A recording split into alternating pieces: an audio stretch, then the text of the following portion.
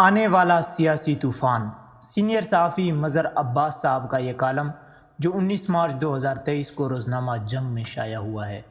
اس میں کوئی شک نہیں کہ ہم بڑی تیزی سے ایک ایسی سیاسی طوفان کی جانب بڑھ رہے ہیں جو شاید سب کو ہی بہا کر لے جائے۔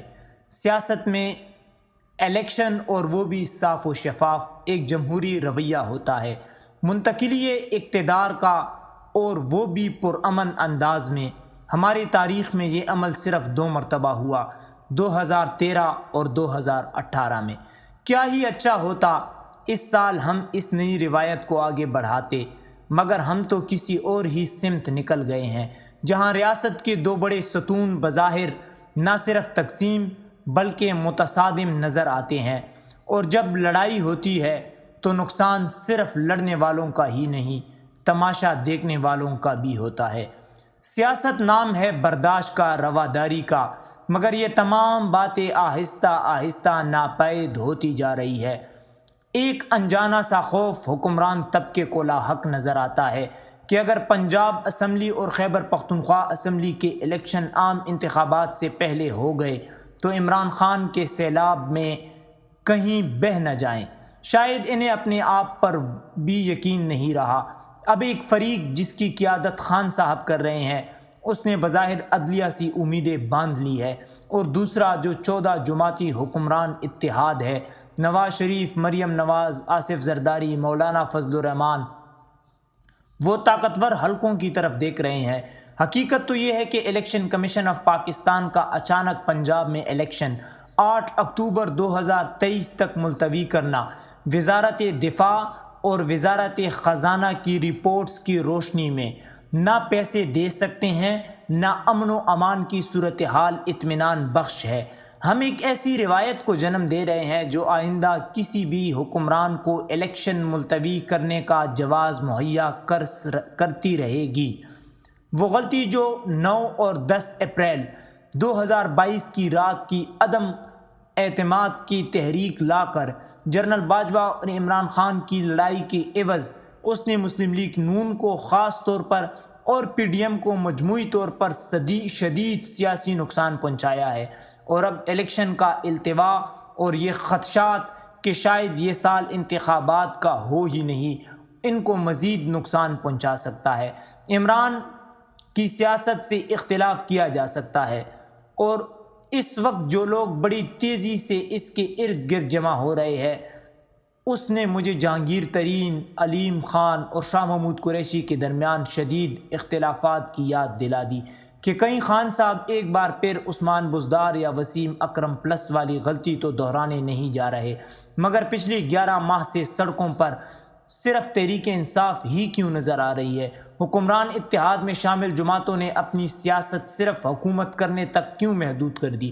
سیاسی میدان کیوں کھلا چھوڑ دیا؟ سابق وزیر اعظم میاں نواز شریف کی پارٹی کی لیڈر بیچارے تاریخ دیتے دیتے تھک گئے، مگر مجال ہے لندن سے واپسی کی تاریخ کا اعلان ہوا ہو۔ اب آئے، اور جب آئے، صرف وقت ہی نہیں، پاکستان کا سب سے بڑا صوبہ اپنے ہاتھ سے نکال دیا۔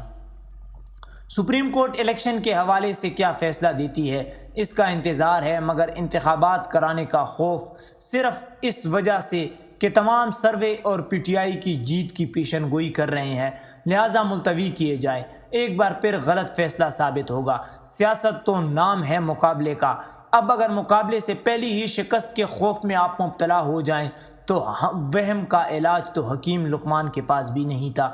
یہ پروجیکٹ عمران کسی ایجنسی یا ایجنسیوں نے بنا لیا ہو تو میں کہہ نہیں سکتا، مگر یہ بڑی جماعتیں تھوڑا سا زمینی حقائق کا جائزہ لے تو انہیں پتہ چلے گا کہ زمین خود ہی آہستہ آہستہ ان کے پیروں سے نکلتی جا رہی ہے۔ وہ نہ اچھے گورننس کی مثال قائم کر سکے، نہ لوگوں کو کوئی ریلیف دے پائے، بس ایک انسانی حقوق اور آزادی اظہار کی مثال قائم کر سکتے ہیں۔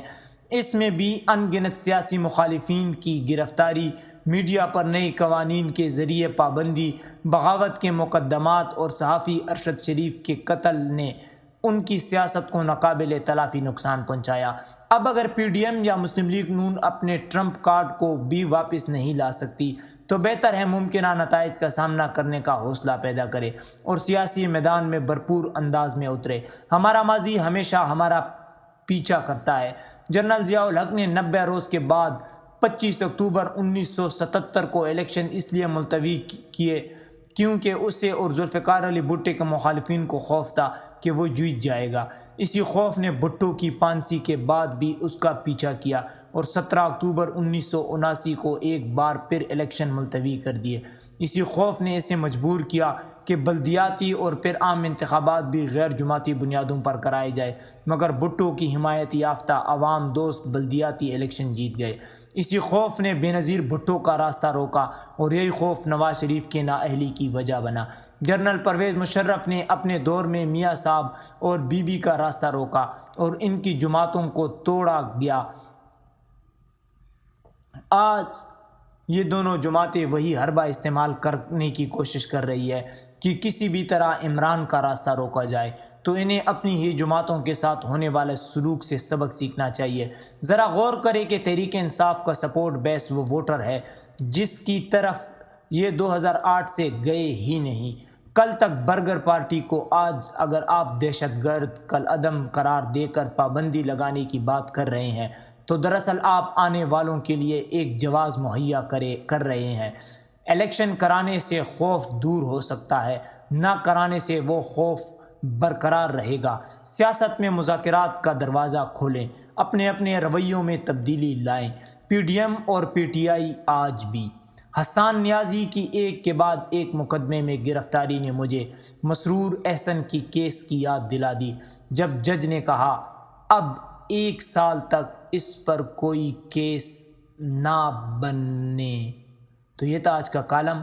امید کرتا ہوں آپ کو پسند آیا ہوگا۔ جانے سے پہلے ایک چھوٹی سی گزارش ہے، ویڈیو کو لائک کریں، چینل کو سبسکرائب کریں اور بیل نوٹیفیکیشن کو دبا دیں تاکہ آپ کو بر وقت اپڈیٹ ملتی رہے۔